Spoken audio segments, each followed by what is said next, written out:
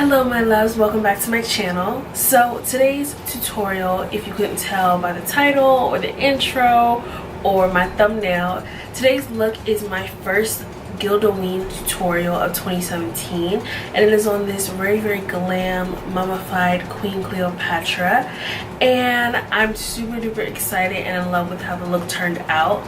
I actually did a Queen Cleopatra last year, but it wasn't a tutorial, it was just an Instagram look, and I was like, you know what, this year I really want to do a video, an in-depth tutorial showing you guys how to create a Queen Cleopatra look for any Halloween festivities you may be going to this month. And I took a different route with it, but I'm absolutely in love with how it came out. I think it came out so good, and I hope you guys do too.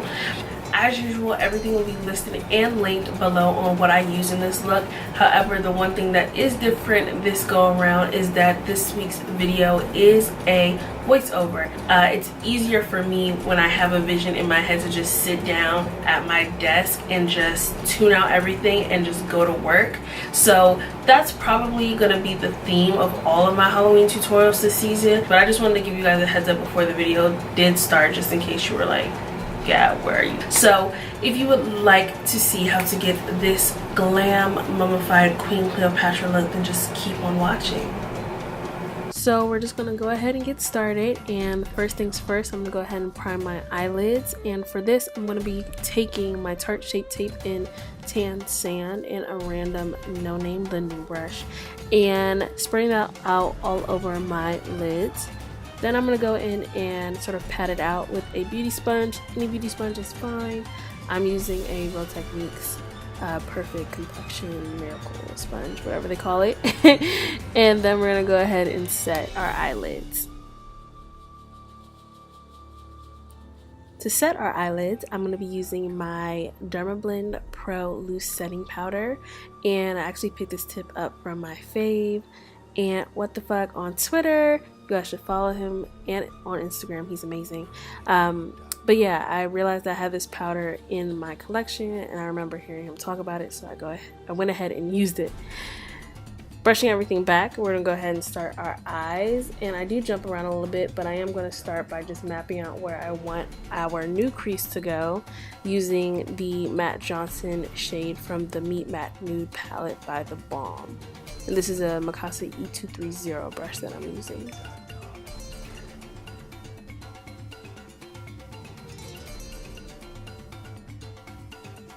And like I said, I am going to end up jumping around, so we're going to go ahead and pause on our eyes really quickly and head over back to our face. So if you're not new to my channel, you know that I generally use the same products when it comes to my complexion, just because when I find something that works for me, I just hold on to it and I don't let it go because it's what works for me. But if you're not new to my channel, you're probably very lost right now and don't know what's going on. So I'm going to go ahead and walk through my flawless foundation routine for you guys. And I'm taking my LA Girl concealer in Beautiful Bronze and basically just hitting up all the places where I usually would contour. And then I'm going to go in with this e.l.f. stippling brush and just pushing in that product to the hollows of my cheeks and around my face. You can use any duo fiber stippling brush. As you can see, I really like duo fiber brushes for blending out my contour. This is a BH 119, I believe, but I will go ahead and list all the brushes I use down below as well. Then I'm going in with my concealer concoction, and if you're a veteran here, you already know what this is. And of course, I will leave everything that I use listed down below, but I take a myriad of concealers, mix up a perfect shade in my opinion for my skin tone, and then I'm going to go ahead and blend everything out using my beauty blender.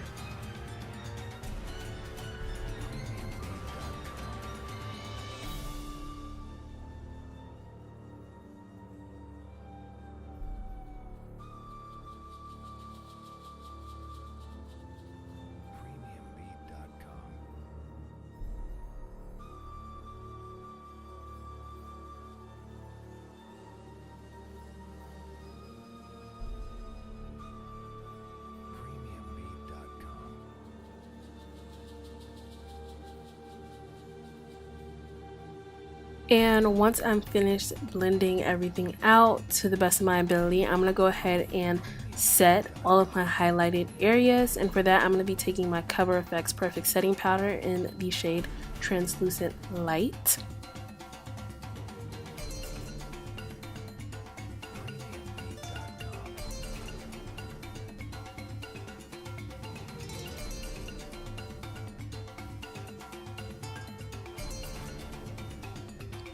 Then to set my bronzed and contour areas, I'm going to be taking this MAC 135 brush and going in with my Too Faced Chocolate Soleil bronzer.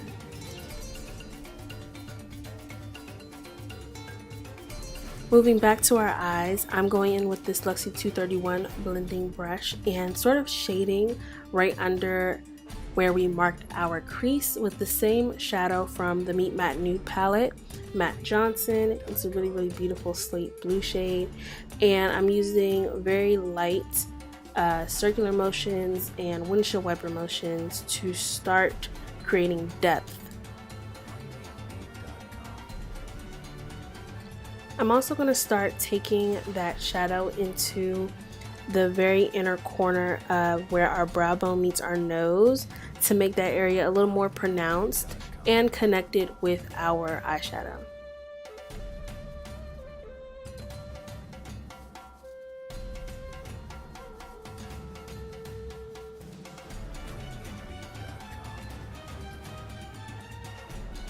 Now going into my Metal Matte palette by Kat Von D and taking that bright blue shade called Velour on a Morphe M508, I'm going to start mapping out at the very top of that shape that we've created, this bright blue. And doing this is going to help us when we start creating the fade or the gradient down onto our lid.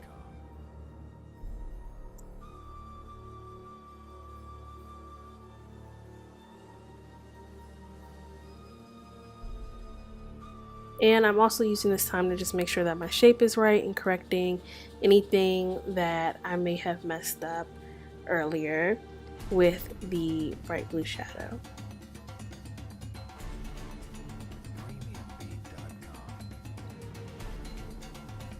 And I would say, if you do plan on recreating this look, to be very patient, because a lot of the eye look is just building intensity and playing with color payoff. So I actually end up going back in several times with the bright blue and intensifying it, then blending it back out, and just doing these sort of repetitive type steps to get the desired gradient that I want. So be patient if you do plan on doing this.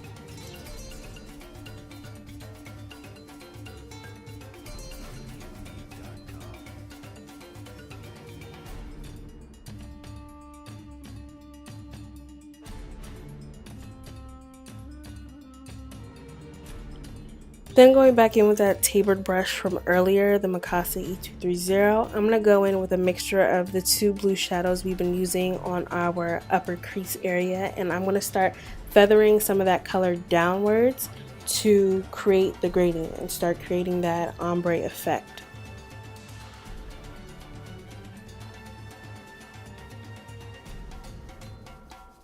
And like I said, I'm going to be going back in and intensifying that bright blue, creating sort of a wider line so that it will help when I'm blending out underneath and shading. Then I'm going to start laying down that bright blue very intensely in the area in between the beginning of my crease and the beginning of my brow. That way the colors all, harmonious, if you will, and everything looks put together. And going in with my Luxie 231 again and just blending everything out and starting to take that down the sides of my nose just a little bit so that everything looks connected.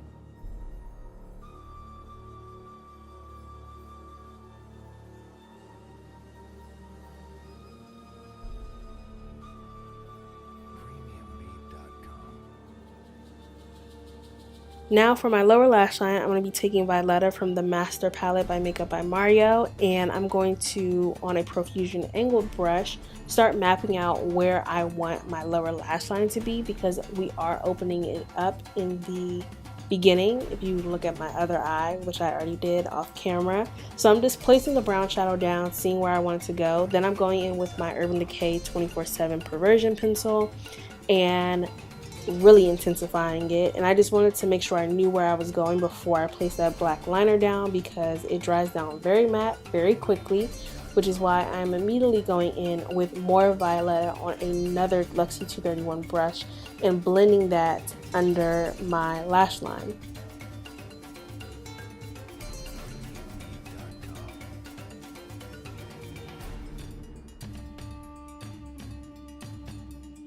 And the goal really is to just smoke out my lash line and make it very, very intense, because I wanted to give off that heavy kohl lined lids and waterlines that a lot of Egyptian women sported in hieroglyphs and things of that nature. I'm also going in with my Kat Von D tattoo liner just to map out the very fine part in the very front of my lash line.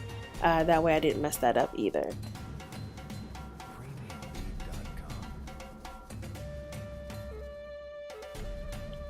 Now on that same brush that we've been using, I'm taking the black eyeshadow from the Kat Von D palette called Jet, and I'm just setting everything, really intensifying everything and making sure that it looks very cohesive under my lash line.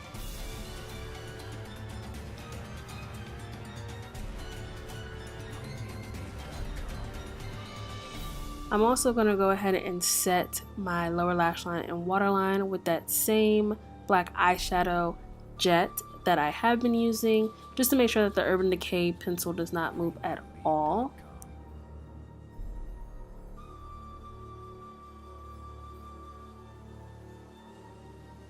And once we are done with that, I'm going to go ahead and line my upper lash line with my Kat Von D liner as usual, just to hide my lashes and make sure they are as unclockable as can be.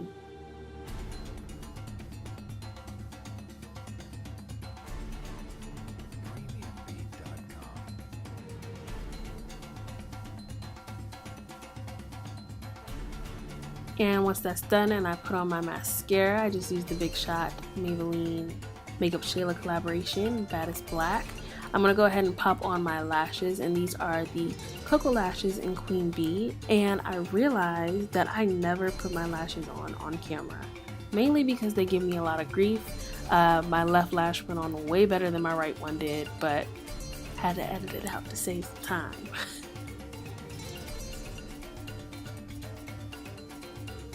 Now we can go ahead and move back onto the face. I decided I wanted to contour some more, so I went ahead and used my ABH contour kit in Tan Deep, and I don't know why I thought putting the top of the contour kit against my face is going to make it any better. I can't really see any difference, but I did want to make it a little more intense towards the back of my cheekbones.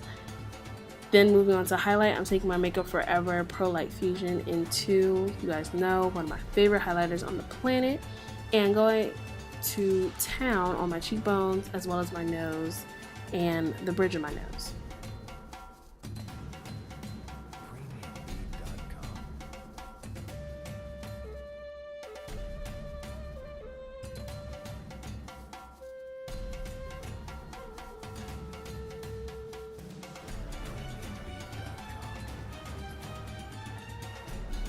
Then to make my highlight more intense, I'm going to go in with my Artist Couture Diamond Glow Powder in Illuminati and dust that goodness on the very tops of my cheekbones as well as going over my nose.